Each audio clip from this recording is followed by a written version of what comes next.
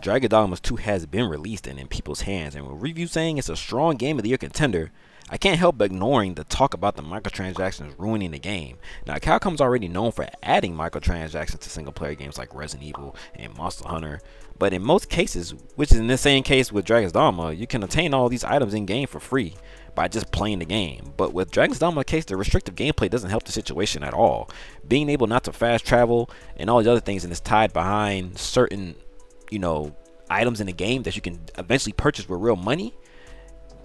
Capcom marketing team thinks they are adding convenience to players by letting them purchase these items in game for real money, which I singled out Capcom marketing team for a reason, by the way, because they are the true reason why this is even a thing in the first place. At the end of the day, the dev team at Capcom is just trying to make a solid fantasy RPG.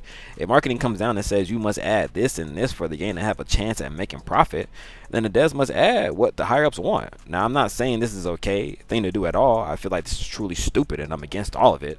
With how the game industry is nowadays, I'm not even surprised they're trying to get more mileage out of a single player game by adding these types of transactions to the product. Because let's face it, if Dragon's Dogma 2 so well, we probably would have got an expansion DLC. Eventually, by the time the expansion came out, people done moved on, and then by the time then, Capcom's going to try to make a Game of the Year compilation to sell to people. And it's rather too risky to wait and see on sales about if you could just milk the game now and try to get as much mileage out of the game by just releasing these items to people to buy. Why not try? That's what they're going to do. They're a business. I get it. They're going to try to make profits be the biggest thing possible here, and I completely get it. I see us waiting 10 plus years for this Dragon's Dogma 2 release was a little bit crazy, because I feel like they didn't believe in the franchise in the first place.